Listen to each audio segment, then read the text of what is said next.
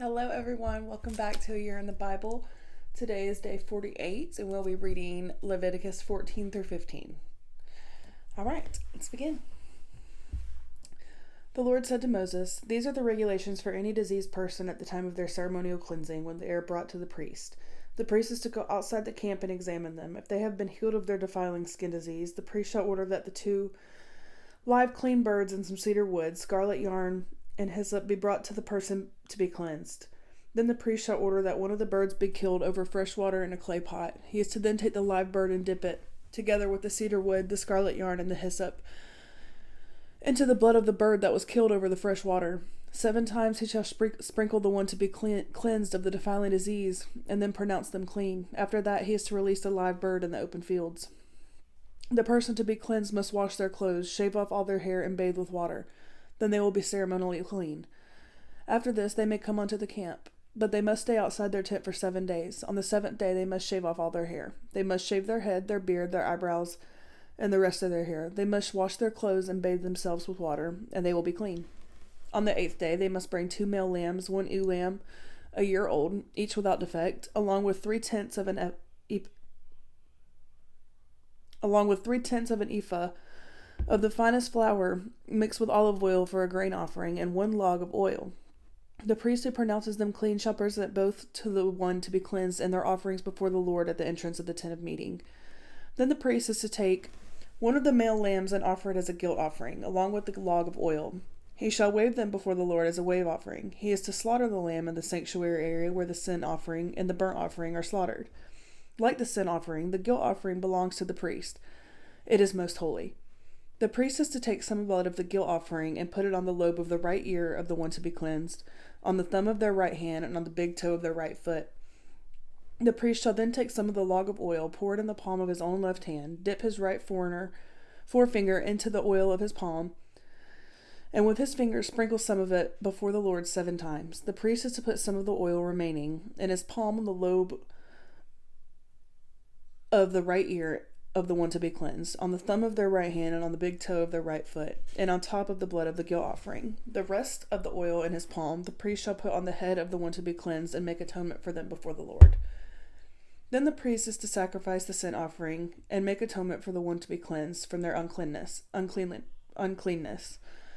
After that the priest shall slaughter the burnt offering and offer it on the altar, together with the grain offering, and make atonement for them, and they will be clean. If, however, they are poor and cannot afford these, they must take 1 male lamb as a guilt offering to be waved and make atonement for them, together with 1/10 of an ephah of the finest flour mixed with olive oil for a grain offering, a log of oil, and 2 doves or 2 young pigeons, such as they can afford, 1 for a sin offering and the other for a burnt offering.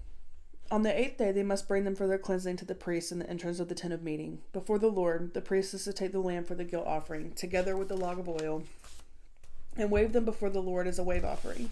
He shall slaughter the lamb for the guilt offering, and take some of its blood and put on the lobe of the right ear of the one to be cleansed, on the thumb of their right hand, and on the big toe of their right foot. The priest is to pour some of the oil into the palm of his own left hand, and with his right forefinger sprinkle some of the oil from his palm 7 times before the Lord.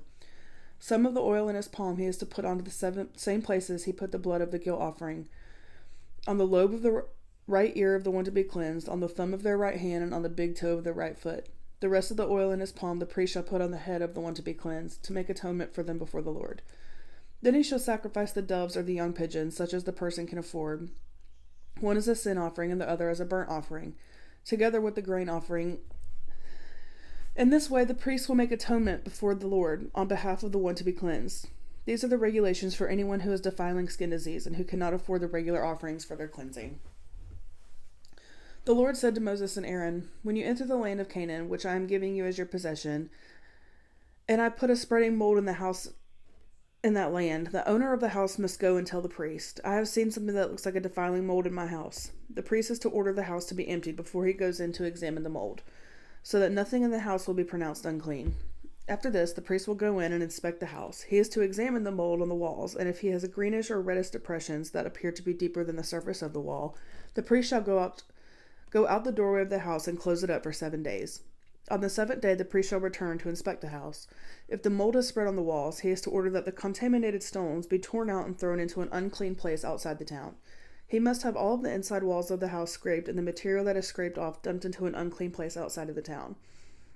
They are to take other stones to replace these and take new clay and plaster the house.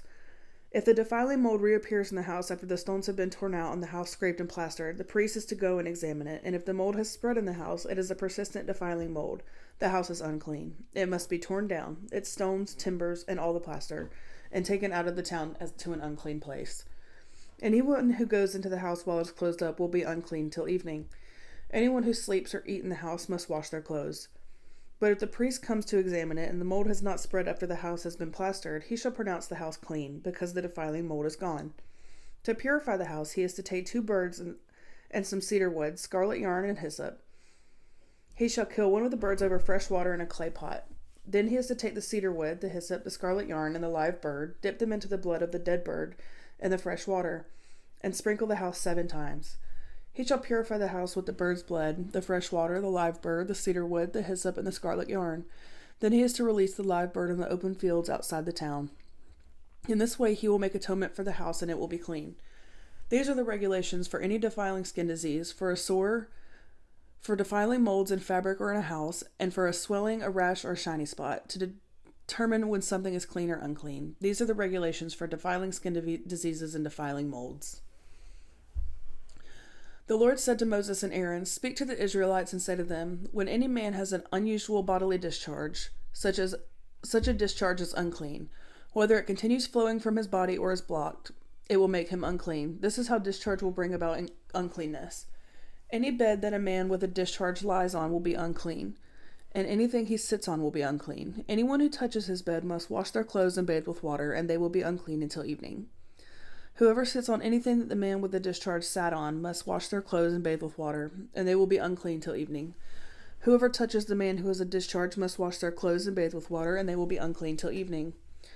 If the man with the discharge spits on anyone who is clean, they must wash their clothes and bathe with water, and they will be unclean till evening. Everything the man sits on when riding will be unclean, and whoever touches any of the things that were under him will be unclean till evening. Whoever picks up those things must wash their clothes and bathe with water, and they will be unclean till evening. Anyone the man with the discharge touches without rinsing his hands under water must wash their clothes and bathe with water, and they will be unclean till evening. A clay pot that the man touches must be broken, and any wooden article is to be rinsed with water. When a man is cleansed from his discharge, he is to count off 7 days for his ceremonial cleansing. He must wash his clothes and bathe himself with fresh water, and he will be clean.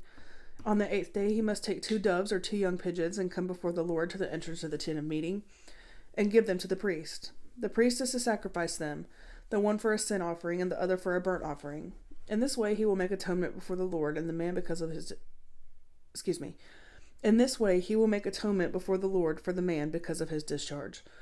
When a man has an emission of semen, he must bathe his whole body with water, and he will be unclean until evening.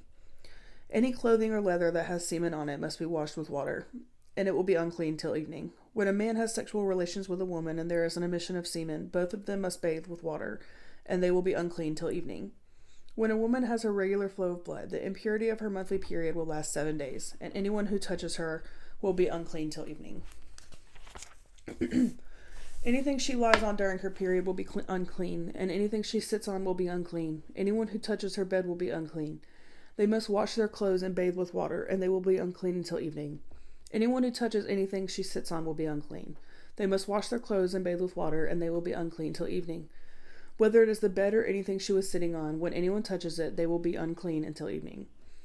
If a man has sexual relations with her and her monthly flow touches him, he will be unclean for 7 days. Any bed he lies on will be unclean. When a woman has a discharge of blood for many days at a time other than her monthly period, or has a discharge that continues beyond her period, she will be unclean as long as she has the discharge, just as in the days of her period. Any bed she lies on with her discharge continues will be unclean, as is her bed during her monthly period, and anything she sits on will be unclean, as during her period.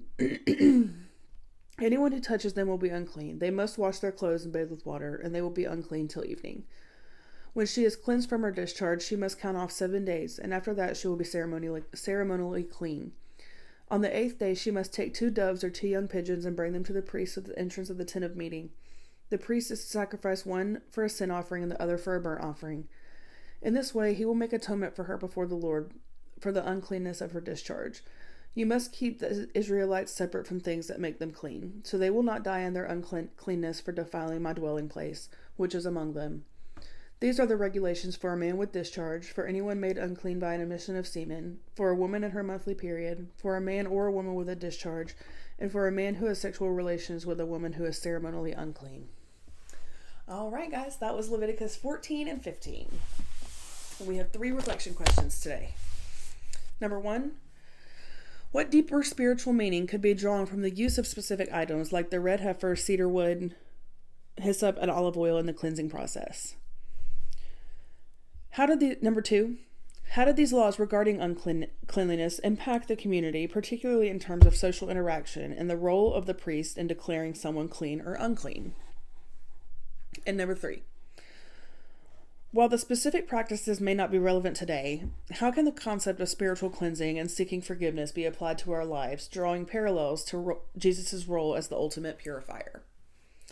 All right, guys, that's it for today. Tomorrow we will be on day 49 and reading Leviticus 16 through 18. All right, let's go ahead and jump into our prayer.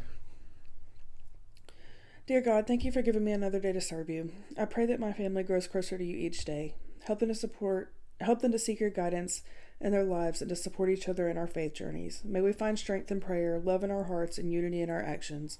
Let your light shine through us, drawing us closer together and closer to you. In Jesus' name I pray. Amen. All right, guys. Bye.